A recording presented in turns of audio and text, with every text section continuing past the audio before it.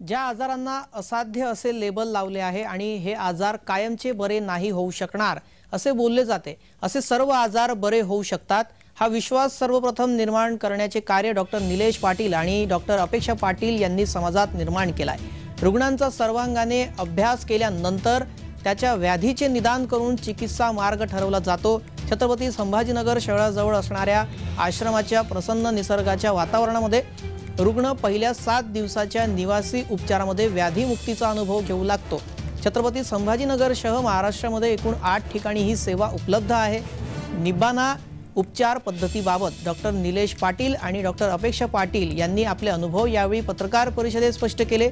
सर्व साध्य आणि असाध्य आजार आपण बरे करू शकतो। हृदयरोगामध्ये बायपास, एंजियोप्लास्टी टाळणे, कायमची डोकेदुखी, मायग्रेन, दमा, कायमची सर्दी आणि संधिवात, स्पॉन्डिलिसिस, सोरायसिस आणि डायबिटीज, रक्तदाब, डिप्रेशन, पोटदुखी आणि इतर समस्या, हेपेटायटिस बी हे आणि यासारखे असंख्य आजार हे बरे झालेले आहेत असा विश्वास आयोजित पत्रकार परिषदेत डॉक्टर निलेश पाटील आणि डॉक्टर अपेक्षा पाटील यांनी यावेळी व्यक्त केला।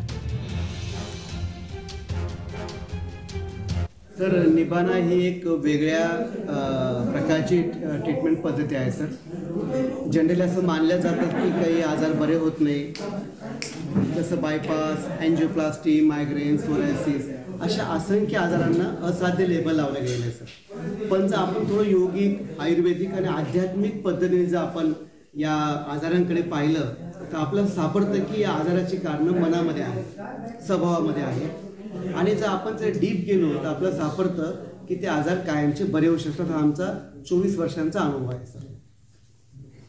सर, हे उपचार घेण्यासाठी काय आवाहन कराल रुग्णांना?